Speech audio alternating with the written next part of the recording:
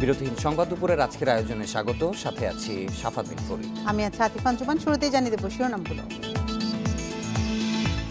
Corona উপসর্গ নিয়ে রাজশাহী মেডিকেলে একদিনে ৮ জনের মৃত্যু। সংক্রমণ রোধে সাতক্ষীরা ও নোয়াখালীতে কঠোর লকডাউন শুরু।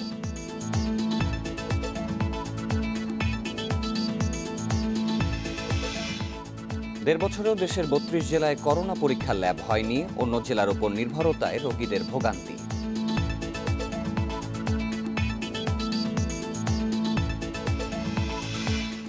দারিদ্র্য কমানো ও নতুন কর্মসংস্থান তৈরিতে প্রস্তাবিত বাজেটে কোনো দিক নির্দেশনা নেই। সানেমের বাজেট প্রতিক্রিয়া।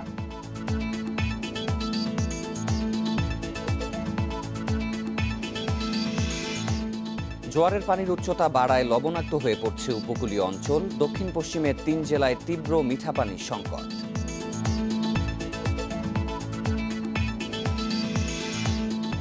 মোবাইল অ্যাপে যোগাযোগ করে দেশে এলএসডি আনায় জড়িত বিদেশে পড়ুয়া কিছু তরুণ। লেনদেন হয় পেপ্যালে।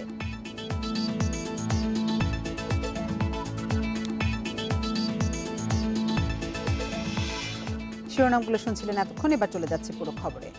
রাজশাহী মেডিকেল কলেজ হাসপাতালে গত ২৪ ঘন্টায় করোনায় আরও ৮ জনের মৃত্যু হয়েছে। এদের মধ্যে চাঁপাইনবাবগঞ্জের ৫ ও রাজশাহীর ৩ জন।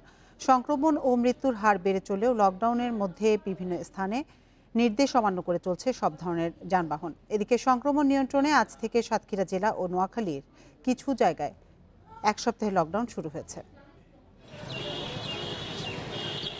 করোনার সংক্রমণ কমাতে সাতক্ষীরার গোটা জেলায় ১ সপ্তাহের লকডাউন চলছে। তবে বিধিনিষেধের মধ্যে দোকানপাট, শপিং মল অধিকাংশ বন্ধ থাকলেও রাস্তায় চলছে সব ধরনের যানবাহন। সংক্রমণ কমাতে প্রশাসনকে আরও তৎপর হওয়ার তাগিদ স্থানীয়দের। আজকে সকাল থেকেই তার বিধিনিষেধের ২ আনাও মানা হচ্ছে না। লকডাউন সফল করতে টহল জোরদারের দাবি পুলিশের। আমরা সবাইকে লকডাউন মেনে চলার জন্য সরকারের যে নীতিমালা রয়েছে সেই নীতিমালা যথাযথভাবে পালন করার জন্য আমরা তাদেরকে সবিনয় অনুরোধ করতেছি। খুলনায় নগরীর দোকানপাট ও মার্কেট বন্ধ থাকলেও রাস্তায় সাধারণ মানুষের মধ্যে মাস্ক পরা এবং সামাজিক দূরত্ব নিশ্চিতে অনীহা দেখা গেছে। একই অবস্থা চুয়াডাঙ্গায়ও। দোকানপাট অনেক খুলে যাবে, যাতে এটা খুলতে না পারে প্রশাসন যেন এর জন্য কঠোর ব্যবস্থা গ্রহণ করে। গত ১ সপ্তাহে যশোরের ঊর্ধ্বগতি রয়েছে শনাক্তের হার। ঝুঁকি রয়েছে ভারতীয় ডেল্টা ভ্যারিয়েন্টের। তারপরও সচেতনতার অভাব সীমান্তবর্তী এ জেলার মানুষের মধ্যে। ভয়াবহ দিন যাচ্ছে, কিন্তু মানুষের ভিতরে কোনো কিচ্ছু নাই। চায়ের দোকানে চা খাচ্ছে, দেখেন এখানে ফাস্টফুডের দোকানে সবাই মাস্ক ছাড়া খাবার দাবার করতে। চাঁপাইনবাবগঞ্জে প্রতিদিনই করোনায় মৃতের সংখ্যা বাড়লেও লকডাউন মানতে এখনো অনীহা রয়েছে জেলাবাসী। মনে হচ্ছে কারণ করার কিছু নাই, ভুলে গেছে, আমাদের যাওয়াটা উচিত নয়। নওগাঁয় লকডাউনের মধ্যে যানবাহন চললেও গত কয়েকদিনের চেয়ে রাস্তাঘাটে মানুষের চলাফেরা কমেছে করোনা রোগীর সংখ্যাও। পুরোটা পর্যালোচনা করে দেখবেন, দেখে যদি দেখা যায় যে এটা ধীরে ধীরে নিচের দিকেই আসা শুরু করেছে, তাহলে হয়তোবা তারা পরবর্তী ডিসিশন নেবেন। নোয়াখালীতে লকডাউনের আওতাধীন এলাকায় বন্ধ রয়েছে দোকানপাট, চলছে না গণপরিবহন। জরুরি প্রয়োজন ছাড়া ঘর থেকে বের হচ্ছেন না কেউ। সোহেলি জাহান, ইন্ডিপেন্ডেন্ট নিউজ ডেস্ক। করোনা সংক্রমণ পরিস্থিতি নিয়ে জানাতে রাজশাহী ও যশোর থেকে আমাদের সাথে যোগ দিচ্ছেন সহকর্মীরা। প্রথমে যাচ্ছি রাজশাহীতে, সেখানে আছেন সহকর্মী মাইনুল হাসান। মাইনুল, রাজশাহীতে প্রতিদিনই করোনা সংক্রমণ এবং মৃতের সংখ্যা বেড়েই চলছে। এদিকে সাধারণ মানুষও স্বাস্থ্যবিধি তেমন একটা মানছে না। প্রশাসনের নজরদারি কেমন দেখছেন? তাদেরকে স্বাস্থ্যবিধি মানাতে তারা কঠোর হচ্ছে না কেন এই বিষয়ে? গেল বৃহস্পতিবার থেকেই রাজশাহীতে একটি বিশেষ নির্দেশনা জারি করেছে জেলা প্রশাসন। সেটি হলো যে গত বৃহস্পতিবার থেকে সন্ধ্যা ৭টার পরে রাজশাহীতে সব ধরনের যান চলাচল বন্ধ থাকবে, সব ধরনের দোকানপাট বন্ধ থাকবে, শপিং মল বন্ধ থাকবে এবং সাধারণ মানুষের চলাচলের উপরে নিষেধাজ্ঞা দেওয়া হয়েছে। বলা হচ্ছে বিশেষ প্রয়োজনে যারা বের হবেন তাদেরকে অবশ্যই তাদের নিজস্ব আইডি কার্ড থাকা লাগবে। কেন তারা বের হচ্ছে সেইটি যদি পুলিশের হাতে তারা ধরা পড়ে সেটি প্রদর্শনের জন্য। তবে আমরা দেখছি যেহেতু ৭টা থেকে দেওয়া হচ্ছে, কিন্তু ৭টার আগে যেটুকু সময় সাধারণ মানুষের চলাফেরা একেবারে কোনো আইন শৃঙ্খলার বাইরেই থাকছে, সেক্ষেত্রে আমরা দেখছি একেবারে বিঘ্ন করছে। সাধারণ মানুষের মধ্যে সচেতনতা বোধ একেবারে নাই, মুখে মাস্ক পরছে না। যারাও যদি মাস্ক দিয়ে থাকছে তারা মাস্ক থুতনির নিচে রাখছেন এবং গণপরিবহনগুলোতে চলাচলের ক্ষেত্রে একেবারে স্বাস্থ্যবিধি মানা হচ্ছে না। সেক্ষেত্রে এইটি মূলত এর কারণে মূলত রাজশাহীতে করোনার পরিস্থিতি সেটি কিন্তু অবনতি হচ্ছে। গত কয়েকদিন রাজশাহীতে পরীক্ষা বিবেচনায় করোনা শনাক্তের হার ২৬ থেকে ২৭% থাকলেও গত ২৪ ঘন্টায় রাজশাহীতে রাজশাহীতে করোনা শনাক্তের হার কিন্তু বেড়ে দাঁড়িয়েছে 49%। সেই ক্ষেত্রে বলা যায় যে গত 2 দিনে রাজশাহীতে করোনা আক্রান্ত সংখ্যা পরিমাণ বেড়েছে এবং করোনা পরিস্থিতির অবস্থার অবনতি হয়েছে। সেক্ষেত্রে আমরা হাসপাতালে দেখছি যে হাসপাতালে মোট 224 জন রোগী এখন মধ্যে ভর্তি আছে। গত 24 ঘন্টায় ভর্তি হয়েছে 16 জন রোগী, তার মধ্যে রাজশাহী জেলার 10 জন, চাঁপাইনবাবগঞ্জের 5 জন এবং নওগাঁ জেলার 1 জন। হাসপাতাল কর্তৃপক্ষ বলছে যে এর মধ্যে কিন্তু রাজশাহী জেলায় আক্রান্তের সংখ্যা নিয়ে বা আক্রান্ত বা উপসর্গ নিয়ে রাজশাহী মেডিকেল কলেজ হাসপাতালে ভর্তির সংখ্যা বাড়ছে। আমরা জানি যে রাজশাহী মেডিকেল কলেজ হাসপাতালে 232টি বেডের ব্যবস্থা করা আছে, সেখানে সর্বমোট চিকিৎসাধীন আছে 224 জন এবং হাসপাতাল কর্তৃপক্ষ বলছে যে হারে প্রতিদিন করোনা রোগীর সংখ্যা বাড়ছে সেক্ষেত্রে তাদের যে ব্যবস্থাপনা সেইটিতে ঘাটতি দেখা দিতে পারে, যে কারণে আপাতত 232টি বেড আছে, তারা আরও একটি ওয়ার্ড তারা প্রস্তুত করছে, সেখানে সেন্ট্রাল অক্সিজেন লাগানোর কাজ চলছে এবং সেটি হয়তো আজকালের মধ্যে প্রস্তুত হয়ে যাবে। সেটি যদি হয়ে থাকে সেক্ষেত্রে আরও 32টি বেড বাড়বে। তারা বলছে যে এইটি বাড়লে 264টি বেড হবে এবং হাসপাতালে আইসিইউর সংখ্যা আছে 218টি, যার মধ্যে 216টিতেই এখন রোগী ভর্তি আছে। এবং আমরা হাসপাতালে খোঁজে দেখেছি যে যেসব হাসপাতালে রোগী ভর্তি হচ্ছে তাদের বেশিরভাগই অক্সিজেন স্যাচুরেশন কম নিয়ে তারা ভর্তি হচ্ছে, যে কারণে তারা খুব মুমূর্ষু অবস্থায় ভর্তি হওয়ার কারণে তাদের অক্সিজেনের প্রয়োজন হচ্ছে বা তাদেরকে আইসিইউতে চিকিৎসা দেওয়ার ব্যবস্থা করার প্রয়োজন হচ্ছে। সেক্ষেত্রে হাসপাতাল কর্তৃপক্ষ বলছে যে পরিমাণ রোগী ভর্তি হচ্ছে সেই তুলনায় তাদের আইসিইউতে জায়গা না থাকায় অনেককেই সাধারণ ওয়ার্ডে রেখে চিকিৎসা দেওয়া হচ্ছে এবং এই কারণেই যেহেতু তারা খুব সংখ্যাজনক অবস্থানে রাজশাহী মেডিকেল কলেজে ভর্তি হচ্ছে সে কারণে মৃত্যুর সংখ্যাটা বাড়ছে। এবং জেলা প্রশাসনের পক্ষ থেকে আমরা দেখেছি যে গত বৃহস্পতিবার জেলা প্রশাসক আব্দুল জলিলের নেতৃত্বে রাজশাহীর বিভিন্ন এলাকায় তারা অভিযান পরিচালনা করেছে, জেল জরিমানা করেছে, মানুষকে সতর্ক করার চেষ্টা করেছে, কিন্তু তারপর থেকে আমরা দিনভর কোনো অভিযান কিন্তু দেখতে পাচ্ছি না। এইটি মূলত মানুষের মধ্যে সচেতনতা সৃষ্টি করার জন্য একটি বাধা হিসেবে মানুষ যারা সচেতন মানুষ তারা মনে করছেন যে এই যে অভিযানটি যদি দিনভর জেলা প্রশাসন বা আইন শৃঙ্খলা বাহিনী যদি তৎপর থাকেন কোনো জটলা জায়গায় বা কোনো ফাস্টফুড এবং যে চায়ের স্টলগুলোতে সেগুলোতে কিন্তু দিনভর মানুষ এখানে আড্ডা দিচ্ছেন এবং স্বাস্থ্যবিধির তোয়াক্কা না করে এগুলো যদি রোধ করা না যায় তো রাজশাহীতে যেহেতু করোনার পরীক্ষা বিবেচনা শনাক্তের হার বেড়েছে আগামীতে আরও ভয়াবহ অবস্থা হবে বলে তারা শঙ্কা করছেন। মানুল, আপনি সাথেই থাকুন। এবার আমরা যাব যশোরে, সেখানে আছেন সহকর্মী জিয়াউল হক। জিয়াউল, যেমনটি শুনছিলাম রাজশাহীর সহকর্মী মাইনুলের কাছ থেকে, সেখানে করোনা সংক্রমণের হার অনেক বেশি, যশোর খুলনা অঞ্চলেও সংক্রমণের হার অনেক বেশি। আজকে যশোরের পরিস্থিতি কেমন দেখছেন এবং এই বিপুল সংখ্যক রোগীর চাপ সামাল দিতে হাসপাতালের ব্যবস্থাপনা কেমন দেখছেন? আমি এই মুহূর্তে যশোর সদর হাসপাতালে অবস্থান করছি, যেখানে করোনা ডেডিকেট ইউনিট রয়েছে। তো যশোরে যেহেতু সংক্রমণের হার ঊর্ধ্বগতি, সেই হিসেবে কিন্তু গত 2 দিন আগে যশোর সদর হাসপাতালে করোনা ডেডিকেটেড যে ইউনিটটি সেখানে শয্যা সংখ্যা বাড়ানো হয়েছে। ইতিপূর্বে 40টি শয্যা সংখ্যা ছিল, সেখান থেকে কিন্তু এখন 80তে উন্নীত করা হয়েছে, অর্থাৎ আরো একটি ওয়ার্ড, পৃথক আরেকটি ওয়ার্ড সেখানে স্থাপন করা হয়েছে। পাশাপাশি নির্মাণাধীন একটি ভবনে সেখানেও কিন্তু আরেকটি ওয়ার্ড নির্মাণের প্রস্তুতি চলছে। আমি এই কিছু সময় আগে যশোর সদর হাসপাতালের তত্ত্বাবধায়কের সাথে কথা বলেছিলাম, তিনি আমাকে জানিয়েছেন যে ঠিক এই মুহূর্তে সদর হাসপাতালে 62 জন করোনা রোগী ভর্তি আছেন, এর ভেতরে 26 জন তারা ভারত ফেরত রোগী। এর ভিতরে যশোর সদর হাসপাতালের সবচেয়ে বড় যে সমস্যাটি আমরা দেখছি সেটি হচ্ছে আইসিইউ ব্যবস্থা। আইসিইউ ব্যবস্থার ব্যাপারে তিনি বলেছেন যে এই মুহূর্তে 3টি বেড এখানে আছে এবং এই 3টি বেডেই কিন্তু রোগীরা আছেন, কিন্তু এই মুহূর্তে আরো আইসিইউ বেডের প্রয়োজন আছে। 60টি বেড প্রস্তুত করা হচ্ছে, কিন্তু এই যে 3টি বেড প্রস্তুত করা হয়েছে 3টি বেডই কিন্তু আসলে স্থানীয়ভাবে, অর্থাৎ জেলা প্রশাসনের পক্ষ থেকে একটি, জেলা উপজেলা পরিষদের পক্ষ থেকে একটি এবং মেয়রের পক্ষ থেকে একটি বেড কিন্তু এখানে দেওয়া হয়েছে। বাকি যে 60টি বেড তৈরি করার প্রস্তুতি চলছে সেটির কিন্তু সরকারি এখনো কোনো বরাদ্দ নাই। এটিও কিন্তু আসলে স্থানীয়ভাবে এই বেডগুলো কিভাবে সম্পূর্ণ করা সম্ভব হয় সেই প্রচেষ্টা চলছে, তবে এটি কবে নাগাদ হতে পারে সেটি কিন্তু আসলে বলা যাচ্ছে না, যেহেতু সরকারি বরাদ্দ নাই। সুতরাং এটি স্থানীয় যারা আছেন তাদের উপরেই কিন্তু এটি ডিপেন্ড করছেন যে কবে নাগাদ তারা সহযোগিতা করবেন এবং এই বেডগুলো স্থাপন করা সম্ভব হবে।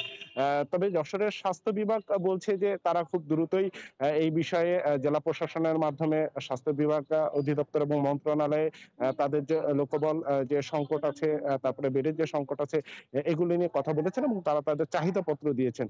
সেই চাহিদাপত্র যদি সরকারের পক্ষ থেকে প্রুভ করা হয় সেই ক্ষেত্রেই হয়তোবা যশোরে বাকি যে 60টি বেড চালু করার প্রচেষ্টা চলছে সেটি হয়তোবা সম্পূর্ণ করা হবে। আতিফা। রাজশাহী এবং যশোর থেকে করোনা সবশেষ পরিস্থিতি জানাচ্ছিলেন আমাদের সহকর্মীরা। মহামারীর 1.5 বছর পার হলেও দেশের 64 জেলার 32টিতেই করোনা নমুনা পরীক্ষার RT-PCR ল্যাব নেই। এমনকি উচ্চ সংক্রমণ জেলা চাঁপাইনবাবগঞ্জ, নওগাঁ, নাটোর জেলাতেও নেই পিসিআর ল্যাব। ফলে এই 32 জেলা নমুনার ফল পেতে অন্য জেলার ল্যাবের উপর নির্ভর করতে হচ্ছে। এতে ফল পেতে দেরি হওয়ায় ভোগান্তিতে পড়তে হয় রোগীদের। চাঁপাইনবাবগঞ্জ এখন দেশে করোনার উচ্চ সংক্রমণ জেলা। জেলায় চলছে সর্বাত্মক লকডাউন। তবে এখানে এখনো পিসিআর ল্যাব স্থাপন হয়নি। করোনার নমুনা সংগ্রহ করে প্রতিদিন পরীক্ষার জন্য পাঠানো হয় রাজশাহীতে। কোনো পিসিআর ল্যাব নাই, আমাদেরকে রাজশাহী পাঠাতে হয়। রাজশাহী পাঠাতে গিয়ে ওখান থেকে রিপোর্ট আসতে দেরি হয়, কাজে করোনা রোগীর ডায়াগনোসিসে দেরি হয়। সাসপেক্টের উপরে আমাদেরকে অনেক সময় নির্ভর করতে হয় যতক্ষণ পর্যন্ত রিপোর্ট না আসে। বর্তমানে অধিক সংক্রমণের জেলা নওগাঁ ও নাটোরে নেই পিসিআর ল্যাব। এই দুই জেলাকে নমুনা পরীক্ষার জন্য রাজশাহীর ওপর নির্ভর করতে হচ্ছে। ফলাফল পেতে 2 থেকে 3 দিন লেগে যায়। সপ্তাহে 3 দিন গাড়ি যায় এবং যেদিন গাড়ি যায় তার পরের দিন সন্ধ্যাতে পেয়ে যায়। অর্থাৎ আমাদের রেজাল্ট পেতে সর্বোচ্চ 2 দিন 48 ঘন্টা বা সর্বোচ্চ 72 ঘন্টা এরকম লাগছে, এর মধ্যে আমরা পেয়ে যাচ্ছি। পিসিআর ল্যাব নাই, এটা থাকলে হয়তো আমরা আরো অনেকটাই সুবিধা পেতাম। যদি এটা আমরা স্থাপন করতে পারি তাহলে আমরা ওই দিনের রিপোর্ট আমরা ওই দিনই পাবো। এতে আমাদের রোগীর প্রকৃত রোগীর সংখ্যা নির্ধারণ করতে সুবিধা হবে এবং তাদেরকে আমরা ট্রিটমেন্ট সহ আইসোলেশনে রাখতে পারব। দেশে মোট 131টি করোনার নমুনা পরীক্ষার জন্য ল্যাব রয়েছে। এর 80টি ঢাকায়, বাকিগুলো 31 জেলায়। স্বাস্থ্য দপ্তরের তথ্যে দেখা যাচ্ছে 32 জেলায় নেই পিসিআর ল্যাব।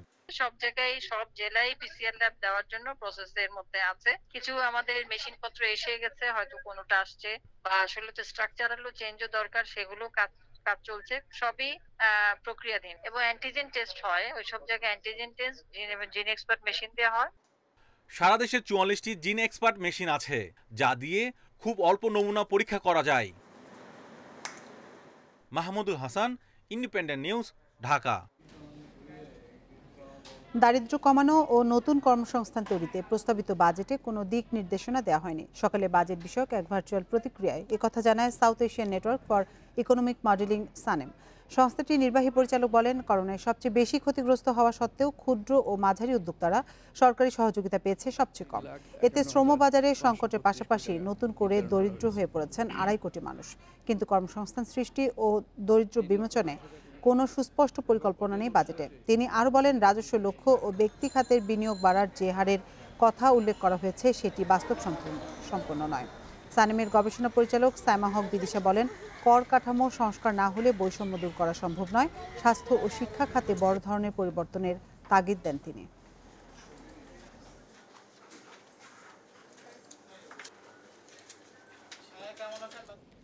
প্রস্তাবিত বাজেটে ব্যবসা ও বিনিয়োগ বাড়ানোর জন্য কর্পোরেট কর কমানো হলেও অন্যান্য পরোক্ষ কর বাড়ানো হয়েছে, যা বছর শেষে ব্যবসায়ীদের জন্য সার্বিক করের বোঝা বাড়িয়ে দেবে। শনিবার বাজেট পরবর্তী সংবাদ সম্মেলনে এসব কথা জানায় দি institute of chartered accountants of Bangladesh ICAB। অনুষ্ঠানে বক্তারা বলেন, কর্পোরেট কর 2.5 ভাগ কমলেও বিভিন্ন খাতে উৎসে কর 5 থেকে 7 ভাগ বাড়ানো হয়েছে, যা সার্বিকভাবে করের পরিমাণ আরও বাড়াবে। ফলে কর্পোরেট কর কমানোর সুফল তেমন পাওয়া যাবে না বলে মনে করেছে ICAB। এছাড়াও অন্যান্য দেশের চেয়ে বাংলাদেশের কর্পোরেট কর হার অনেক বেশি। ব্যবসার উন্নয়ন ও বিনিয়োগ বাড়াতে ধাপে ধাপে এই হার কমানোর পরামর্শ সংগঠনটির। পাশাপাশি চলমান করোনা পরিস্থিতিতে ব্যক্তি পর্যায়ের কর হার আবারও বিবেচনার তাগিদ দেন বক্তারা। এছাড়াও বিভিন্ন ক্ষেত্রে গুরুত্ব বিবেচনা করে যৌক্তিক কর হার নির্ধারণের তাগিদ ICAB-র।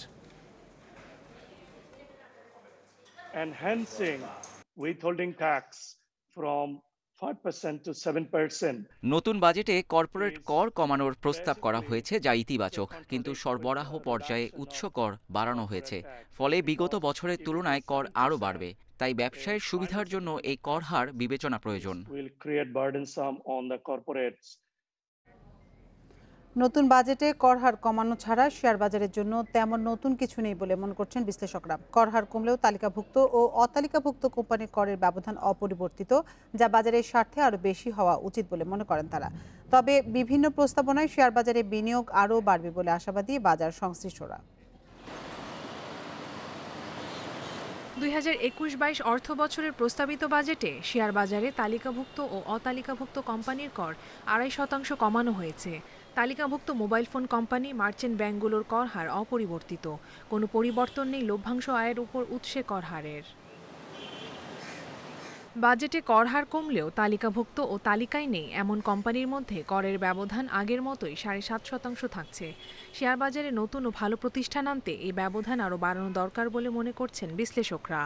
ক্যাপিটাল মার্কেটে লিস্টেড কোম্পানিগুলি আর নন লিস্টেডের সাথে ট্যাক্সের যে ডিফারেন্সিয়েট রেট সেটা কমপক্ষে 15% হওয়া উচিত। যদি তা না হয় কেউ মানে নতুন করে কোম্পানি লিস্টেড হতে চাবে না, কারণ লিস্টেড কোম্পানি ট্যাক্সের দেওয়ার হার নন লিস্টেডের চেয়ে অনেক গুণ বেশি। যেটা খুব প্রয়োজনীয় রিফর্ম দরকার ছিল সেই রিফর্মটা ওরকম নাই। করোনায় পর্যবিধ্বস্ত অর্থনৈতিক উদ্ধারের জন্য যে সুনির্দিষ্ট পরিকল্পনা থাকবে বলে সবাই আশা করেছিল, সে আশাটাও নাই। তবে প্রস্তাবিত বাজেটকে পুঁজিবাজার বান্ধব বলছেন বাজার সংশ্লিষ্টরা। বাজেট বাস্তবায়ন করা হলে শেয়ার বাজারের উন্নয়ন এবং বিনিয়োগ বাড়বে বলে মনে করছেন তারা। কর্পোরেট ট্যাক্স কমানো সেটা 25% থেকে 22.5% করার যে প্রস্তাব মাননীয় অর্থমন্ত্রী দিয়েছেন, তাতে করে পুঁজিবাজারের গভীরতা বাড়বে, কোম্পানিগুলোর সক্ষমতা বাড়বে, নতুন কোম্পানি লিস্টেড হবে এবং বিনিয়োগকারীরা তাতে উপকৃত হবেন। এবারের বাজেটে পুঁজিবাজারকে গতিশীল ও উজ্জীবিত করতে ট্রেজারি বন্ডের লেনদেন চালু, সুকুক, ডেরিভেটিভস লেনদেন, ওটিসি বুলেটিন বোর্ড, ইটিএফ চালু করা সহ মেয়াদি মিউচুয়াল ফান্ড তালিকাভুক্ত করার পরিকল্পনা রয়েছে। কপ্তে মুমতাহানা, ইন্ডিপেন্ডেন্ট নিউজ, ঢাকা। নানা আয়োজনে আজ পালিত হচ্ছে বিশ্ব পরিবেশ দিবস। দিবসী উপলক্ষে প্রধানমন্ত্রী শেখ হাসিনা গণভবনে সোনালু, জাম, আমড়া ও ডুমুর গাছের চারা রোপণ করে জাতীয় বৃক্ষরোপণ অভিযান 2021-এর উদ্বোধন করেন। বিশ্বজুড়ে ভারসাম্য হারানো পরিবেশ পুনরুদ্ধারের অঙ্গীকার নিয়ে জনসচেতনতা বাড়ানোর লক্ষ্যে এবছর দিবসটি পালিত হচ্ছে। এই উপলক্ষে রাষ্ট্রপতি মোহাম্মদ আব্দুল হামিদ ও প্রধানমন্ত্রী শেখ হাসিনা আলাদা বাণী দিয়েছেন। রাষ্ট্রপতি আব্দুল হামিদ তার বাণীতে টেকসই উন্নয়নের জন্য সব পর্যায়ে পরিবেশের সুরক্ষা নিশ্চিত করার আহ্বান জানিয়েছেন। করোনা মহামারীর মধ্যে সবুজ পৃথিবী গড়ার উপর জোর দিয়েছেন প্রধানমন্ত্রী শেখ হাসিনা।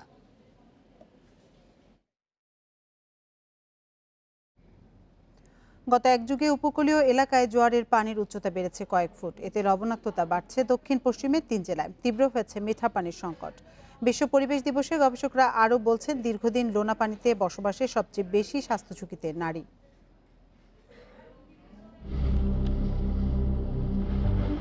ঘূর্ণিঝড় ইয়াসের প্রভাবে বাড়তি জোয়ারে পানির নিচে গাবুরার চাঁদনিমুখ এলাকা ডুবেছে, পুকুর ভেসে গেছে মাছের ঘের। তবে কিছুটা উঁচু জায়গা হওয়ায় জেগে আছে শুধু মেহেদি হাসানের মিঠা পানির পুকুর। এটি এখন গ্রামবাসীর খাবার পানির একমাত্র ভরসা। ঝড়ে আমাদের যা ক্ষতি করে তার বেশি ক্ষতি করে বাঁধ ভেঙে লবণকান্তি। 22টা গ্রামের মধ্যে 3টি গ্রাম ভালো আছে। কেয়ার রাস্তার জন্য এই 3টি গ্রামে পানি আসতে পারেনি, বাদ বাকি 15টি গ্রাম কিন্তু প্লাবিত। সাতক্ষীরা জেলা প্রশাসনের তথ্যে এ সময় শ্যামনগর, আশাশুনি, কালীগঞ্জ ও দেবহাটার 24 ইউনিয়নে পানিবন্দী হয় প্রায় 2 লাখ মানুষ। 6077 হেক্টর জমির চিংড়ির ঘের তলিয়ে ক্ষতি প্রায় 55 কোটি টাকা। অস্থায়ী বাঁধের কারণে এ দুর্যোগে পড়তে হয় প্রতি বছর। আমরা বাঘের সাথে লড়াই করে বেঁচে আছি, কিন্তু প্রকৃতির সাথে আমরা যুদ্ধ করে এভাবে পারতেছি না। আমাদের একটাই দাবি, আমাদের সাধারণ জনগণ হিসাবে আমাদের একটাই দাবি যে আমরা ভেড়িবাঁধটা, বিশেষ করে ভেড়িবাঁধটা আমরা একটু টেকসই ভেড়িবাঁধটা চাই। আইলা হওয়ার পর মানুষ 2 বছর টোটালি একদম ইনকামহীনভাবে ঘুরে বেরিয়েছে। এখন বর্তমান আমাদের দাবি যে কোনো স্থানীয় প্রশাসন যারা আছে তাদের কাছে ক্ষমতা না, সরাসরি যদি প্রধানমন্ত্রী নিজে থেকে নিয়ন্ত্রণ করে তাহলে আমাদের এখানে কাজ হবে।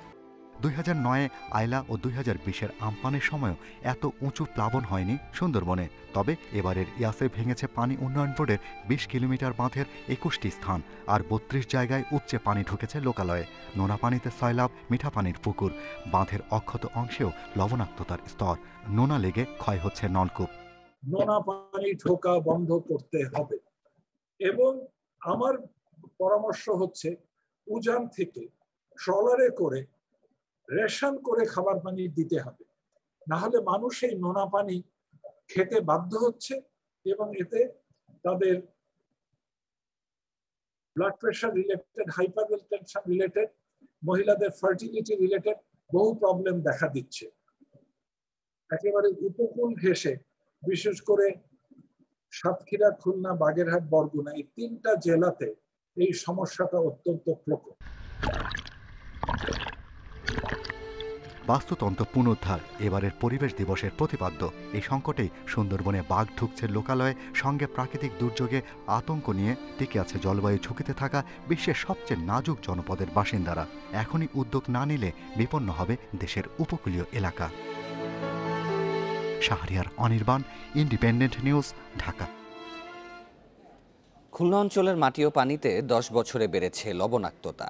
মৃত্তিকা সম্পদ উন্নয়ন ইনস্টিটিউটের গবেষণায় দেখা গেছে খুলনা, বাগেরহাট ও সাতক্ষীরায় 2000 সাল থেকে 10 বছরে 20,000 হেক্টর জমিতে লবণের পরিমাণ বেড়েছে। আর 13টি নদীর মধ্যে 10টির পানিতে শুকনো মৌসুমে বাড়ছে লবণাক্ততা। খুলনার বটিয়াঘাটার জলমা এলাকার তুলসী মণ্ডল 25 বছর ধরে কৃষিকাজ করেই জীবিকা নির্বাহ করছেন। তবে বর্তমানে জমিতে লবণাক্ততা বেড়ে যাওয়ায় হাড়ভাঙা পরিশ্রমের পরও সুফল পাচ্ছেন না বলে দাবি তার। খ্যাত হবে না, ধানও হবে না যদি এই লবণের চাপ সৃষ্টি হয়। জমিতে লবণাক্ততার ফলে খুলনা অঞ্চলের আরও অনেক কৃষকই পড়েছেন সংকটে। আগে করতাম আমন ধান, মানে ভারিয়াল ধান, ওই দেখা যাচ্ছে যে ওই 6 মাস, ওই 3 মাস করতাম আর 6 মাস আড়ি বেড়াতাম। গবেষণা বলছে দেশের দক্ষিণ পশ্চিম অঞ্চলের 3 জেলা খুলনা, বাগেরহাট আর সাতক্ষীরার ভেতর দিয়ে প্রবাহিত 13 নদীর মধ্যে 10টিতে বেড়েছে লবণাক্ততা। এই অঞ্চলের মাটির অবস্থাও একই। অনিয়মিত বৃষ্টিপাত আর অতি তাপমাত্রায় পানির প্রবাহ কমে যাওয়ায় এমন পরিণতি বলছেন গবেষকরা। সেচের পানির যেমন অভাব হচ্ছে, মাটির লবণাক্ততাও বৃদ্ধি পাচ্ছে। সেখানে আমরা আগে যে সমস্ত ফসল চাষাবাদ করতে পারতাম সেই সমস্ত ফসল চাষাবাদ করতে পারছি না। হয়তো কিছু কিছু লবণ সহিষ্ণু জাত আসছে, কিন্তু সেটা পরিমাণে খুবই কম। জলবায়ু পরিবর্তনের প্রভাবের পাশাপাশি অবৈজ্ঞানিকভাবে বাঁধ তৈরি করায় এমন পরিস্থিতি বলছেন বিশ্লেষকেরা। এখানে লবণাক্ততা বৃদ্ধি পাওয়ার মূল কারণ যে জলবায়ু পরিবর্তন, শুধু তাই নয়, নদীগুলোর তলদেশ আমরা পাশে বাদ দিয়ে পলি দ্বারা একবার ভরে দিয়েছি, তাতে করে জলাবদ্ধতা তৈরি হয়ে যায় এবং যখনই জলাবদ্ধতা তৈরি হবে তখনই লবণাক্ততা বেড়ে যাবে। এটাই ব্যাপার। প্রতি বছর মাটি ও পানিতে লবণাক্ততার পরিমাণ বাড়লে খুলনা অঞ্চলের কৃষিতে বিপর্যয়ের আশঙ্কা গবেষকদের। অভিজিৎ পাল, ইন্ডিপেন্ডেন্ট নিউজ, খুলনা। এ বিষয়ে আরও জানাতে এবার খুলনা থেকে যোগ দিচ্ছেন সহকর্মী অভিজিৎ পাল। অভিজিৎ, 10 বছরে যে পরিমাণে লবণাক্ততা বেড়েছে তাতে কৃষকেরা কি ধরনের ক্ষতির সম্মুখীন হচ্ছেন এবং পরিবেশবিদরা এ বিষয়ে কি বলছেন, বিস্তারিত জানাবেন। প্রতি বছর শুকনো মৌসুমে মূলত হচ্ছে খুলনা সহ দক্ষিণ পশ্চিম অঞ্চলের এই অঞ্চলটাতে আপনার লবণাক্ততা বৃদ্ধি পেয়ে যায়। এবং আমি যদি এই অঞ্চলের লবণাক্ততার কথা আপনাকে বোঝাতে চাই, এবং ভৈরব এই দুইটা নদীর একেবারে সংযোগস্থলে, এটি খুলনার রূপসা থেকে হয়ে এটা এখন ভৈরব হয়ে যশোরের নোয়াপাড়া হয়ে বেরিয়ে গেছে। এই নদীতে গত মে মাসে লবণের যে পরিমাণ ছিল সেটি ছিল 30.2 ডিএস পার মিটার, এবং যেটা এপ্রিল মাসে ছিল 25.9 ডিএস পার মিটার। এবং গত বছর ঠিক এই একই নদীতে কিন্তু গত বছর বৃষ্টিপাত অনেক বেশি হওয়ার কারণে 10.5 ডিএস বাই পার মিটার আপনার লবণাক্ততা ছিল, এবং যেটা আবার 2019 সালে ছিল অনেক বেশি, 22.1। আমরা যখন এখানকার আবহাওয়াবিদদের সঙ্গে এবং গবেষকদের সাথে কথা বলেছি, তারা যেটা বলেছেন যে এবছর আসলে বৃষ্টিপাত কম হওয়ার কারণে এই লবণাক্ততা নদীতে প্রচুর পরিমাণে বৃদ্ধি পেয়েছে, এবং যার প্রভাব এই অঞ্চলের কৃষি থেকে শুরু করে এই অঞ্চলের মানুষের যে দৈনন্দিন জীবন, সেই জীবনের উপরে যার প্রভাব পড়েছে। আর যদি মাটির লবণাক্ততার কথা বলতে হয়, তাহলে মাটির লবণাক্ততার কথার মূল বিষয়টি হচ্ছে যে 2021 সালে বা 2020 সালে এখন খুলনাতে আসলে মাটিতে কি পরিমাণ লবণ রয়েছে সেটি এখনো পর্যন্ত গবেষণাধীন রয়েছে, এবং এটার ফল জানার পরে আসলে জানা যাবে। আমরা যেটা বলছি সেটা হচ্ছে 2009 সালে মৃত্তিকা ইনস্টিটিউটে শেষ হওয়া একটি গবেষণায় দেখা গেছে যে সেই সময়তেই খুলনা, বাগেরহাট এবং সাতক্ষীরা এই 3টা অঞ্চলে আপনার মোট লবণাক্ত জমির পরিমাণ ছিল 432.19, এবং তার মধ্যে 16 ডিএস পার মিটার লবণাক্ত মাটি, যে মাটিতে আর কোনো ধরনের ফসল বা কোনো ধরনের উদ্ভিদ জন্মগ্রহণ করবে না, এই জমির সংখ্যা আমরা দেখেছি যে 2000 সাল থেকে 2009 সাল পর্যন্ত এটি বেড়েছে 20,000-এর অধিক, এবং এই 16 ডিএস পার মিটার লবণাক্ত মাটির পরিমাণ এখন বর্তমানে এই 3 জেলাতে রয়েছে 68.39 হাজার হেক্টর জমি, এবং এই জমিতে কিন্তু আর কোনো ধরনের ফসলই হবে না। আমরা যখন এই অঞ্চলের কৃষকদের সাথে কথা বলেছি, তারা একটা কথা বলেছেন যে দীর্ঘদিন ধরে তারা এই অঞ্চলে যে ধরনের ধান বা যে ধরনের ফসল তারা ফলাতেন সেই ফসলগুলো তারা এখন আর ফলাতে পারছেন না। তারা এখন কৃষি অধিদপ্তরের কাছ থেকে প্রশিক্ষণ নিয়ে লবণ সহিষ্ণু যে সকল ফসল উৎপাদন করা সম্ভব সেই সকল ফসল তারা ফলাচ্ছেন, কিন্তু সেই জায়গাতেও তাদেরকে এখন এই মিষ্টি পানির জন্য এবং লবণাক্ততার কারণে তাদেরকে বিপাকে পড়তে হচ্ছে। যেমন এবছর খুলনার ডাকপে যে তরমুজ চাষ করা হয়ে থাকে, এই তরমুজ চাষিরা তারা বিপাকে পড়েন এবং তারা লোকসানের শিকার হয়েছেন, কারণ তাদের চারপাশে অনেক পানি ছিল কিন্তু সেই পানিতে লবণাক্ততার কারণে তারা এই পানি সেচের কাজে ব্যবহার করতে পারেননি। অতএব মিষ্টি পানির প্রভাবের কারণে তাদেরকে অতিরিক্ত অর্থ ব্যয় করে পাম্প বসিয়ে তাদেরকে এই পানি ব্যবহার করতে হয়েছে। এবং একই রকম সমস্যা কিন্তু খুলনা ওয়াসাও পড়েছে। আপনি জানেন যে বাগেরহাটের মধুমতি নদী থেকে ২৫০০ কোটি টাকা প্রকল্প ব্যয়ে খুলনা ওয়াসা পানি বিশুদ্ধ করে সেই পানি তারা নিয়ে আসতেন খুলনা মহানগরীতে এবং তার খুলনা মহানগরীর বাসীদেরকে তারা এই পানি সরবরাহ করতেন, কিন্তু দেখা গেছে প্রতি বছরই শুকনো মৌসুমে এই পানিতে লবণের পরিমাণ অতিরিক্ত পরিমাণে বৃদ্ধি পেয়ে যায় এবং যার কারণে নগরবাসীকে বিপাকে পড়তে হয়। এবং মধুমতি নদীতে এবছর গত মে মাসে যেখানে আমরা দেখতে পাচ্ছি যে সেখানে লবণের পরিমাণ ছিল ৫.১ এবং এপ্রিল মাসে সেটা ছিল ৭.২ এবং এই কারণে ওয়াসাকে এখন লবণ পানি সরবরাহ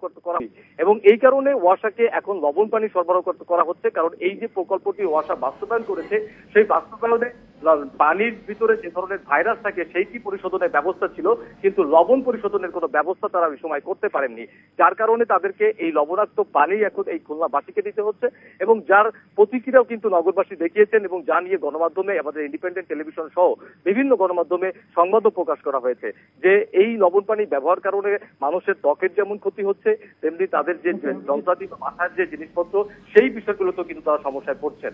আর এই লবণাক্ততা দূরীকরণের ব্যাপারে গবেষকরা বলছেন শুধুমাত্র জলবায়ু পরিবর্তন কিন্তু এই লবণাক্ততার মূল কারণ না, এই অঞ্চলে যে নদী বেষ্টিত বাঁধ রয়েছে উপকূলের সেই বাঁধগুলো অবৈজ্ঞানিকভাবে তৈরি করার কারণেই কিন্তু আসলে নদীগুলো ভরাট হয়ে গেছে এবং যেই নদী ভরাট হয়ে যাওয়ার কারণে মিষ্টি পানি। অভিজিৎ, আমরা নিশ্চয়ই আশা করছি যে কর্তৃপক্ষ যে বিষয়গুলো আপনি বললেন সেগুলোর ব্যাপারে সঠিক ব্যবস্থা নেবে।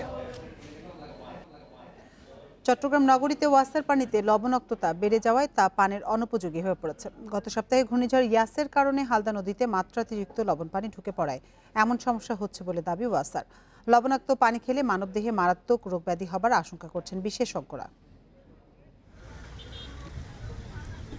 গেল ২৬ মে ঘূর্ণিঝড় ইয়াসের কারণে হালদা নদীতে জোয়ার ছিল ১৫ ফুট উচ্চতার। স্বাভাবিক সময়ে এর উচ্চতা থাকে ৮ থেকে ৯ ফুট। এতে করে নদীতে অতিমাত্রায় প্রবেশ করে সমুদ্রের লোনা পানি, যা মিশে যায় হালদা নদীর পানি নির্ভর মধুরাঘাট ও মোহরা শোধনাগারের পানিতে। অতিরিক্ত লবণের কারণে এসব পানি খেতে পারছেন না কেউই, আছে দুর্গন্ধ। লবণাক্ততা এতই যে খাওয়া আমাদের জন্য মানে খুবই করছে। ওয়াসার পানিগুলো গন্ধ আসে আর কড়া পানি আসে, আমরা খাইতে পারতেছি না, আমরা ওই বাইরে থেকে ডিপের পানি নিয়ে খাইতেছি আর কি। নদীতে লবণাক্ততা বেড়ে যাওয়ায় এবার নষ্ট হয়েছে অন্তত ২০ লাখ টাকার পোনা। দীর্ঘদিন বৃষ্টি না হওয়া এবং কাপ্তাই লেক থেকে পানি ছাড়া বন্ধ হয়ে যাওয়ার ফলে হালদা নদীতে কর্ণফুলীর পানি প্রবেশ করেছে বলে দাবি ওয়াসার। কাপ্তাই লেক থেকে হাইড্রো ইলেকট্রিক পাওয়ার প্ল্যান্টের মাধ্যমে যে পানিটা ছাড়া হয় থেকে টারবাইন থেকে, সেই পানিটার উপর নির্ভর করে আসলে হালদা নদীর লবণের মাত্রা। টানা কিছুদিন এই পানি পান করলে মানবদেহে উচ্চ রক্তচাপ সহ নানা সমস্যা দেখা দিতে পারে বলে মনে করছেন বিশেষজ্ঞরা। পিউরিফিকেশনের সাথে যারা যুক্ত আছে তাদেরকেও ভাবতে হবে। প্রকৃতির একটা হাত আছে, কিন্তু প্রকৃতির বাইরেও আমরা যে কাজগুলো করি সেখানে এটা এই স্বাচ্ছন্দ্য আনতে হবে। দিনে একবার এই পানি পান করা যথেষ্ট, কিন্তু একাধিকবার পান করলে এটা দেহে সঞ্চয়ন ঘটবে এবং এখানে সাধারণ মানুষের স্বাচ্ছন্দ্যকে নষ্ট করে দেহের উপরে প্রভাব ফেলবে। তবে সরবরাহকৃত পানিতে লবণের মাত্রা সহনীয় পর্যায়ে রাখতে নানা চেষ্টার কথা বলছে ওয়াসা, যাতে এটা ড্রিঙ্কিং ওয়াটারের যে লেভেল আছে, এই স্যালাইনিটির লেভেল, ক্লোরাইডের লেভেল 150 মিলিগ্রাম পার লিটার, সেটার মধ্যে রেখে আমরা সরবরাহ করছি। ভবিষ্যতে এমন সমস্যায় যাতে আর পড়তে না হয় সেজন্য ওয়াসা কি ব্যবস্থা নেয় সেটি এখন দেখার বিষয়। Ahsan Riton, independent news, Chattogram. এক শতকে বৃহত্তর চট্টগ্রাম থেকে বিলুপ্ত হয়েছে 13% বেশি উদ্ভিদ। টিকে থাকা উদ্ভিদের মধ্যে বিলুপ্তির ঝুঁকিতে অন্তত 45%। আন্তর্জাতিক প্রকৃতি সংরক্ষণ বিষয়ক ফোরাম IUCN ও চট্টগ্রাম বিশ্ববিদ্যালয়ের উদ্ভিদ বিজ্ঞান বিভাগের একদল গবেষকের গবেষণায় পাওয়া গেছে এই তথ্য। 1814 সালে ব্রিটিশ সার্ভে অনুযায়ী বৃহত্তর চট্টগ্রামের উদ্ভিদের প্রজাতির সংখ্যা 3611টি। পরবর্তীতে বাংলাদেশি গবেষকদের অনুসন্ধানে দেখা যায় এই অঞ্চলে আছে প্রায় 5000 বিভিন্ন প্রজাতির উদ্ভিদ। এর মধ্যে 17টি প্রজাতি এই অঞ্চলের বাইরে আর কোথাও পাওয়া যায় না। চট্টগ্রাম অঞ্চলের উদ্ভিদ নিয়ে গবেষণা চালিয়েছে IUCN ও চট্টগ্রাম বিশ্ববিদ্যালয়ের উদ্ভিদ বিজ্ঞান বিভাগ। IUCN এবং পরিবেশ ও বন মন্ত্রণালয়ের উদ্যোগে চলছে সম্প্রসারিত গবেষণা। এতে দেখা যায় চট্টগ্রাম অঞ্চলের উদ্ভিদের মধ্যে উরিয়াম, জংলিয়াম, চালমুগরা, রামসুপারি সহ 13% উদ্ভিদ বিলুপ্ত হয়ে গেছে। আর ঝুঁকিতে বৈলাম, রক্তচন্দন, লোহাকাঠ, পিতরাজের মতো অন্তত 2000-এর বেশি প্রজাতি। শুধু 2.5 দশক না, 100 বছর ধরেও এদেরকে আর খুঁজে পাওয়া যায় না। তো যেহেতু নাই, তো আমরা ধরে নিতে পারি যে IUCN-এর মতে, ওই যে গাইডলাইন মতে, যে এগুলো আর আমাদের এই অঞ্চলে হয়তো নাই। চট্টগ্রাম, পার্বত্য চট্টগ্রামের 3 জেলা ও কক্সবাজারের বিভিন্ন পাহাড়ি বনে গাছ ব্যবসায়ী, নানা উন্নয়ন প্রকল্প, জুম চাষ, বনজীবীদের কারণে বন উজাড়ে এসব উদ্ভিদ ধ্বংস হচ্ছে বলে মনে করেন বিশেষজ্ঞরা। আমাদেরকে যদি ওই সাপোর্টটা দেওয়া হয়, আমরা কিন্তু তাহলে আমাদের এই লিমিটেড রিসোর্স দিয়ে, লজিস্টিক্স দিয়ে, যত আমাদের ম্যাক্সিমাম এফোর্ট আমরা দিয়ে আমরা অনেক কাজ আমরা করে দিতে পারবো। বিশেষজ্ঞরা বলছেন পরিবেশ রক্ষায় সব প্রজাতির উদ্ভিদই জরুরি। তবে সরকারি বনায়নে কেবল অর্থকরী উদ্ভিদকে গুরুত্ব দেওয়ার প্রবণতা থেকে বেরিয়ে আসার পরামর্শ তাদের। এমন কোনো স্পিসিস নাই যে সে পরিবেশকে সহায়তা করে না। তো এখন আমি যদি একটা অঞ্চল থেকে 500 স্পিসিসকে নষ্ট করে দিয়া একটা স্পিসিসের বাগান করি, তাহলে আমার পরিবেশ পাইলো একটা স্পিসিস থেকে বেনিফিট, আর হারাইলো 499টা গাছকে। চট্টগ্রাম অঞ্চলের বিলুপ্তপ্রায় উদ্ভিদ রক্ষায় সরকারের পাশাপাশি সাধারণ মানুষের সচেতনতার উপরও জোর দেওয়া হচ্ছে। অনুপম শীল, ইন্ডিপেন্ডেন্ট নিউজ, চট্টগ্রাম। মোবাইল অ্যাপে যোগাযোগ, পরে আন্তর্জাতিক চক্রের মাধ্যমে দেশে আনা হতো LSD, লেনদেন হতো পেপ্যালে। আর এর পেছনে আছেন মূলত বিদেশে পড়াশোনা করে আসা উচ্চবিত্তের তরুণেরা। বিক্রিতেও জড়িত তাদের অনেকে। 2019 সালে দেশে প্রথম লাইসার্জিক অ্যাসিড ডাইথ্যালামাইড বা LSDর খোঁজ পায় মাদকদ্রব্য নিয়ন্ত্রণ অধিদপ্তর। মহাখালী DOHS-এর 275 নম্বর বাড়ি থেকে আটক হন 2 অভিযুক্ত। পরে আদালতে দায় স্বীকার করে জবানবন্দিও দেন তারা। মামলার এজাহার বলছে, কানাডায় পড়তে যাওয়ার সুবাদে সেখানকার মাদক ব্যবসায়ীদের সঙ্গে যোগাযোগ হয় ইয়াসির রিদওয়ান আনান ও সৈয়দ আহনাফ আতিফ মাহমুদের। দেশে ফিরে একটি মোবাইল অ্যাপসের মাধ্যমে যোগাযোগ করে দেশে আনেন LSD।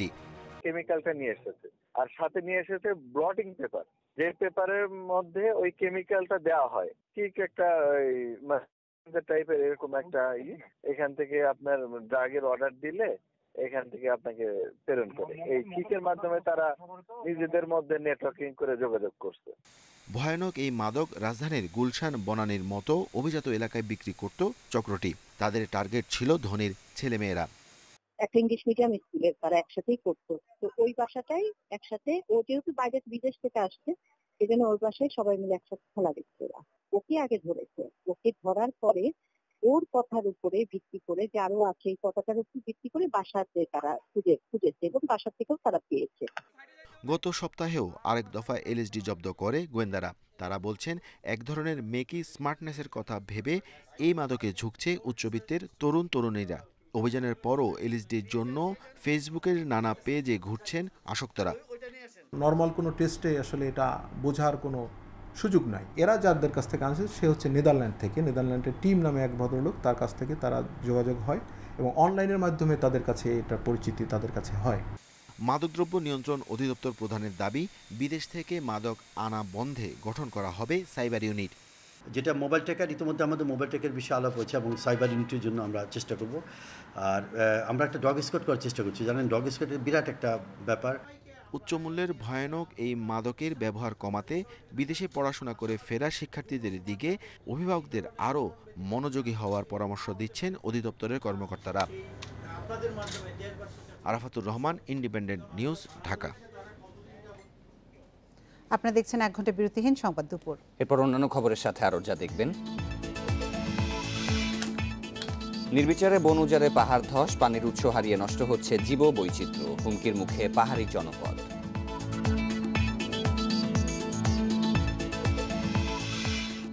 ভোলার ইলিশায় নির্মাণাধীন বাড়ির সেপটিক ট্যাঙ্কে কাজ করতে গিয়ে বিষাক্ত গ্যাসে 2 জনের মৃত্যু, 3 জন হাসপাতালে।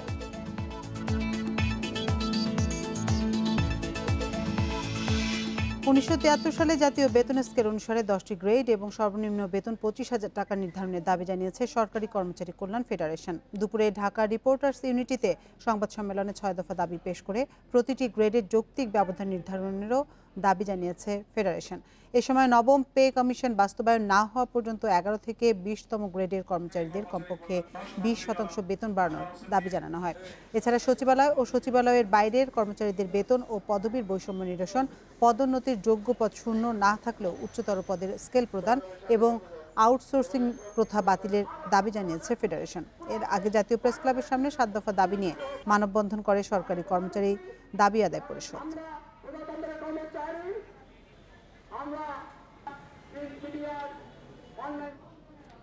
মৌসুমী বায়ুর প্রভাবে রাজধানীতে বৃষ্টি হয়েছে। গরম থেকে স্বস্তি মিললেও বৃষ্টিতে বেশ কিছু স্থানে সৃষ্টি হয়েছে জলাবদ্ধতা। বিপাকে পড়েছেন রাজধানীর কর্মজীবী মানুষেরা। আবহাওয়া অধিদপ্তর জানিয়েছে উপকূলের দিকে এগিয়ে আসছে মৌসুমী বায়ু। একই সঙ্গে রয়েছে পশ্চিমা লঘুচাপের শক্তিশালী অবস্থান, তাই শুরু হয়েছে নিয়মিত বৃষ্টিপাত। আগামী 2 দিনে দক্ষিণ পশ্চিমের মৌসুমী বায়ু টেকনাফ উপকূল পর্যন্ত অগ্রসর হতে পারে। ফলে পরের 5 দিনে দেশে বৃষ্টিপাতের প্রবণতা আরও বাড়তে পারে। বৃষ্টির ফলে সারা দেশে দিনের তাপমাত্রা 1 থেকে 2 ডিগ্রি সেলসিয়াস কমতে পারে এবং রাতের তাপমাত্রা প্রায় অপরিবর্তিত থাকতে পারে বলে জানিয়েছে আবহাওয়া অধিদপ্তর।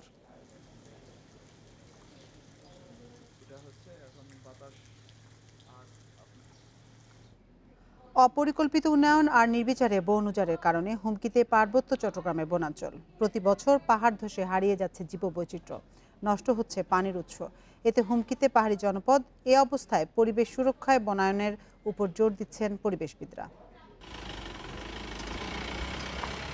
পার্বত্য চট্টগ্রামে পাহাড়ি বন 3,22,331 হেক্টর, কিন্তু নির্বিচারে বন ধ্বংস আর পাহাড় কাটার কারণে পরিবেশের ওপর নেতিবাচক প্রভাব পড়ছে। হারিয়ে যাচ্ছে শত প্রজাতির বৃক্ষ, লতা, গুল্ম। পানির উৎস কমেছে অন্তত 61%। বনের উপর নির্ভরশীল মানুষ পড়েছে জীবিকা সংকটে। আগে তো গাছপালা বড় ছিল, সে সময় পানি জমজম ছিল, এখন তো গাছপালা কিছু নাই। কুয়াগুলো শুকিয়ে যায়। এই ফাল্গুন চৈত্র মাস আসলে অনেক দুর্ভোগে পড়ি আমরা। শান্তি চুক্তির পর বন উজাড়ের জন্য সরকারের নিয়ন্ত্রণহীনতাকে দুষছেন সচেতন নাগরিকরা। জমির মালিককে সরকার নাকি এখানকার বাসিন্দারা সেই বিষয়টি অমীমাংসিত থাকার কারণে এখানে বনের উপর সরকারের নিয়ন্ত্রণটা আমরা মনে করি যে অনেক গৌণ হয়ে উঠেছে এবং তার ফলে এখানকার বনগুলো অরক্ষিত থাকার সুবাদে এখানকার যারা কাঠ ব্যবসায়ী, চোরা কারবারি, তারা প্রায় বছরের পর বছর প্রকাশ্যে এখানকার বন উজাড় করে ফেলছে। পাহাড়ের পরিবেশ রক্ষায় স্থানীয় জনগণকে সচেতন করার পাশাপাশি ফাঁকা স্থানে বৃক্ষরোপণ ও আরও বনায়নের পরামর্শ দিচ্ছেন পরিবেশবিদরা। পরিকল্পনা জাতীয়ভাবে গ্রহণ করতে হবে। এখানকার পরিবেশ এবং পরিবেশ পুনরুদ্ধারে বিশেষ পদক্ষেপ নিতে হবে। আর আমরা মনে করি যে আঞ্চলিক বিভিন্ন যে প্রতিষ্ঠান রয়েছে তাদের সক্ষমতা বৃদ্ধি, বিশেষ করে স্থানীয় জনগোষ্ঠীর বিপদাপন্নতা নিরূপণ এবং সেই অনুযায়ী প্রকল্প গ্রহণ করতে হবে। তবে সম্প্রতি 3 পার্বত্য জেলা পরিষদের মাধ্যমে বন সংরক্ষণের উদ্যোগ নেওয়া হয়েছে। ওভারকাম করতে গেলে ব্যাপক বনায়ন দরকার আছে, বন সংরক্ষণ করতে হবে এবং পরিবেশে সচেতন হয়ে পরিবেশকে সংরক্ষণ করতে হবে। বিশ্বব্যাংকের তথ্য মতে বাংলাদেশের সবচেয়ে ঝুঁকিপূর্ণ 10টি স্থানের মধ্যে রয়েছে পার্বত্য Chattogram. Mamunur Rashid, independent news desk. গাজীপুরের শালনা টেকিবাড়ি এলাকায় ট্রেনের নিচে কাটা পড়ে 2 নারী নিহত হয়েছেন। বৃষ্টিতে আম কুড়াতে গিয়ে ফুপু ভাতিজি দুর্ঘটনার শিকার হন বলে জানিয়েছে প্রত্যক্ষদর্শীরা। রেলওয়ে পুলিশ ও প্রত্যক্ষদর্শীরা জানায় সকালে ঢাকা রাজশাহী রেল রুটের শালনা টেকিবাড়ি এলাকায় বৃষ্টির সময় আম কুড়াতে যান সাজেদ আক্তার ও মোর্শেদা। এ সময় ঢাকা থেকে ছেড়ে আসা নীলসাগর এক্সপ্রেস ট্রেনের নিচে কাটা পড়ে ঘটনাস্থলেই মারা যান তারা। খবর পেয়ে রেলওয়ে পুলিশ ঘটনাস্থল থেকে মরদেহ উদ্ধার করে ঢাকা মেডিকেল কলেজ হাসপাতালের মর্গে পাঠায়। এদিকে সকালে একই রুটে আরেক নারী ট্রেনের গুরুতর আহত হন। আহত ওই নারী স্থানীয় হাসপাতালে চিকিৎসাধীন।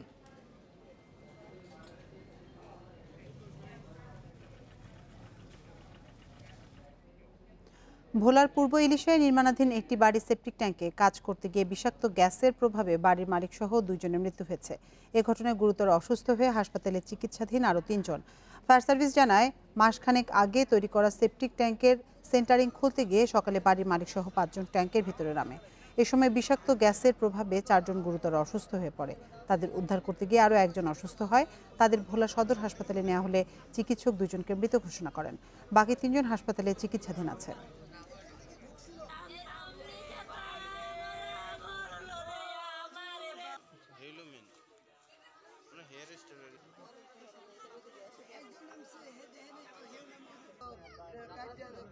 মানুষ চিল্লাইতে শুধু আমি দড়ি দিয়া হ্যাং দিয়া এটা ভিতরে দিয়া একজন 4 জন উঠেছি, উঠে হাসপাতাল নিয়ে আসি। এখন আনি হাসপাতাল নিয়ে আনি 2 জন মারা গেছে। আমার বাতি যাত্রী 3টা বাচ্চা আছে, পেটের দামটা আজকে কাজ করতেছে, চলে গেছে দুনিয়া থেকে বিদায় নিচ্ছে। আমি এই বাচ্চা কাচ্চা নিয়ে এই সংসার নিয়ে আমি কি করব? বিরতিহীন সংবাদ দুপুরে আরো যা যা থাকছে। বিশ্বে করোনায় গত 24 ঘন্টায় মৃত্যু ছাড়িয়েছে 10,000, আক্রান্ত 4 লাখের বেশি। সবচেয়ে বেশি 3,382 মৃত্যু ভারতে।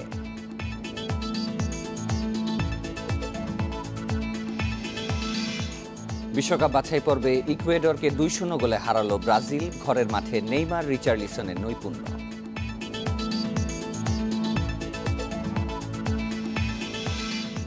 বিশ্বে করোনায় একদিনে আবারও 10,000-এর বেশি মানুষের প্রাণহানি হয়েছে। 24 ঘন্টায় আক্রান্ত হয়েছে 4 লাখের বেশি মানুষ। এ নিয়ে বিশ্বে করোনায় মোট মৃত্যু 37,27,000, আক্রান্ত 17,33 লাখ। এদিকে ব্রিটেনে বাড়তে শুরু করেছে সংক্রমণ, তবে করোনা রোধে হিমশিম খাচ্ছে আর্জেন্টিনা সরকার। করোনায় লাতিন আমেরিকার দেশ ব্রাজিলে একদিনে 1,184 জনের মৃত্যু হয়েছে। দেশটিতে নতুন করে শনাক্ত রোগী 38,000-এর বেশি।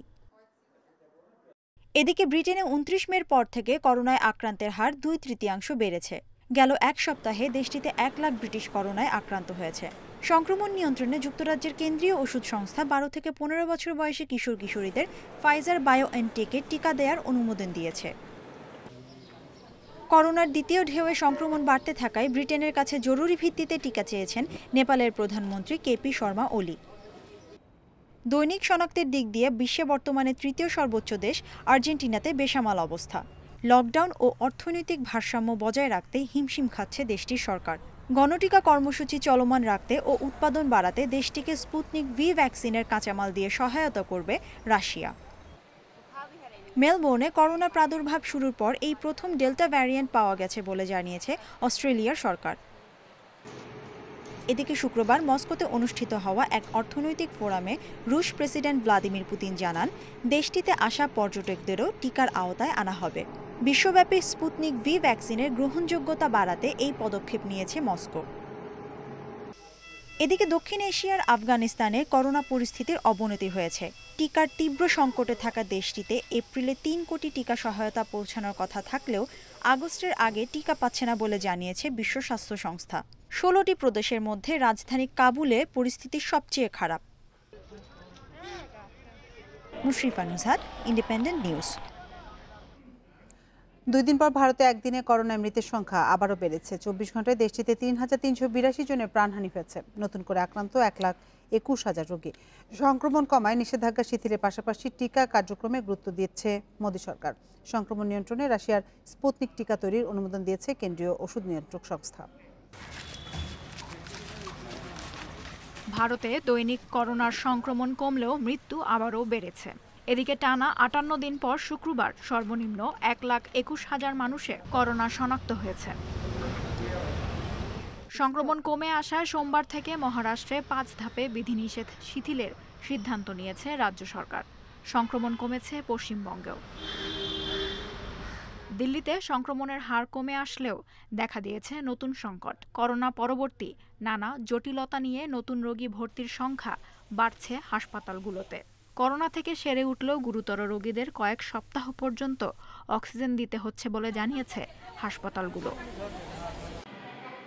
এদিকে ভারতে রাশিয়ার স্পুতনিক টিকা তৈরির জন্য সেরাম ইনস্টিটিউটকে অনুমতি দিয়েছে কেন্দ্রীয় ওষুধ নিয়ন্ত্রক। ভারতের ঔষধ নিয়ন্ত্রক সংস্থার এই অনুমতির মাধ্যমে সেরাম ইনস্টিটিউট স্পুতনিক ভ্যাকসিন পরীক্ষা ও উৎপাদন করতে পারবে, কিন্তু এখনই বিক্রি করতে পারবে না। পুনের কারখানায় এই টিকার পরীক্ষা বিশ্লেষণের পর উৎপাদন করবে সেরাম। রাশিয়ার Gamaleya Research Institute of Epidemiology and মাইক্রোবায়োলজির সঙ্গে যৌথভাবে স্পুতনিক টিকা তৈরি করবে সেরাম। এদিকে করোনা আক্রান্ত হলে পরিবারের সদস্যদের বিনামূল্যে চিকিৎসা দেয়া, বৃত্তি বাড়ানো সহ বিভিন্ন দাবিতে ধর্মঘট করেছেন মধ্যপ্রদেশের চিকিৎসকরা। তবে দেশটির হাইকোর্ট তাদের এই ধর্মঘটকে অবৈধ ঘোষণা করেছে। প্রতিবাদে রাজ্যটির ৬টি হাসপাতালের ৩,০০০ ডাক্তার একযোগে পদত্যাগ করেছেন।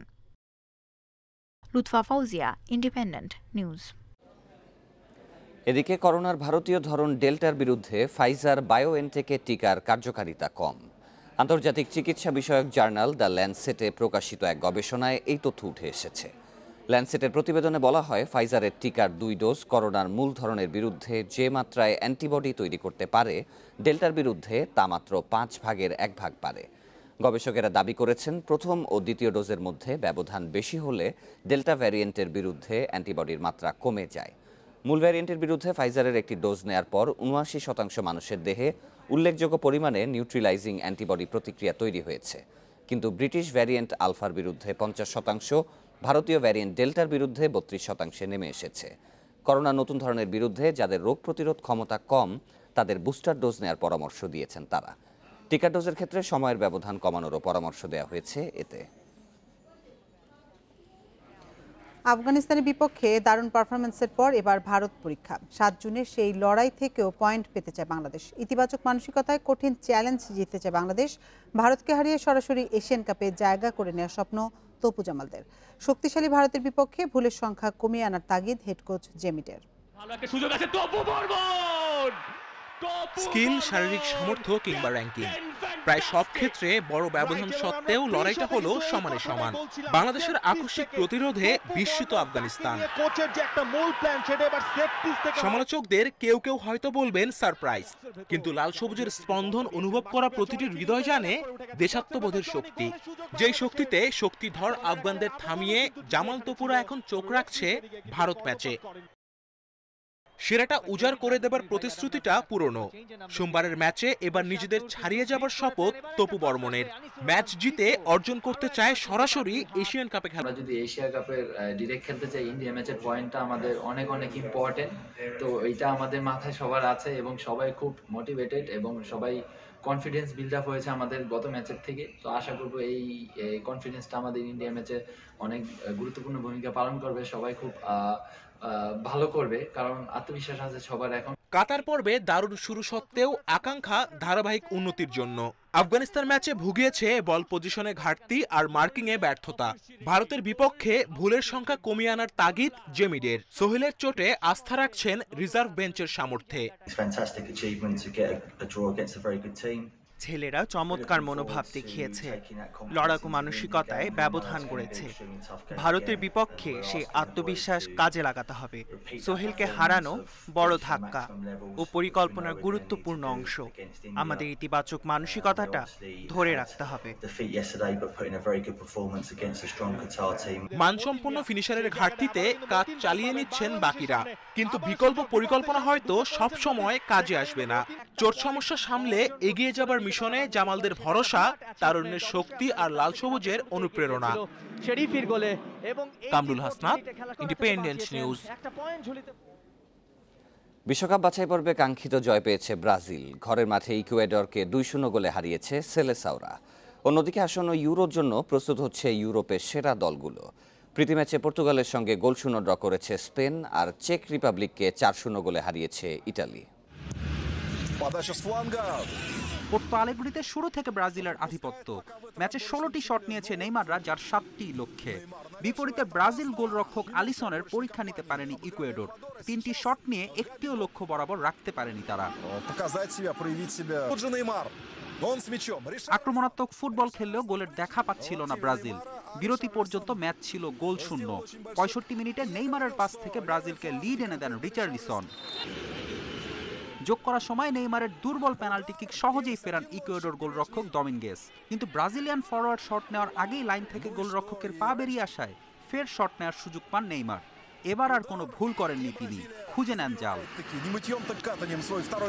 বিশ্বকাপ বাছাই পর্বে এখন পর্যন্ত শতভাগ জয় ব্রাজিলের। 5 ম্যাচ খেলে সবকটিতে জিতেছে 5 বারের বিশ্ব চ্যাম্পিয়নরা। অন্যদিকে প্রীতি ম্যাচে ইউরোর বর্তমান চ্যাম্পিয়ন পর্তুগালের সঙ্গে ড্র করেছে স্পেন। ঘরের মাঠে বেশিরভাগ সময় বল ছিল স্পেনের দখলে, আক্রমণও করেছে পর্তুগালের চেয়ে দ্বিগুণ। সুযোগ পেলে কাউন্টার অ্যাটাক করেছে রোনালদোরা, তবে শেষ পর্যন্ত গোলের দেখা পায়নি কোনো দলই। আরেক প্রীতি ম্যাচে বড় জয় পেয়েছে ইতালি, চেক রিপাবলিককে হারিয়েছে 4-0 গোলে। ইমোবিলে ও বারেল্লার নৈপুণ্যে প্রথমার্ধেই 2-0 গোলের লিড আজ্জুরিদের। বিরতির পর ইনসিনিয়ে ও বেরার্দি গোল করলে বড় ব্যবধানে জিতে ইতালি। টানা 7 জয় নিয়ে ইউরোর মিশন শুরু করবে রবের্তো মানচিনির দল। ফেরদৌস ইসলাম, ইন্ডিপেন্ডেন্ট নিউজ। আর এই ছিল বিরতিহীন সংবাদ দুপুরের আজকের আয়োজনে। ইন্ডিপেন্ডেন্ট টেলিভিশনের সব খবরে বিস্তারিত জানতে চোখ রাখুন ফেসবুক, ইউটিউব এবং টুইটারে। এতক্ষণ সাথে থাকার জন্য ধন্যবাদ সবাইকে।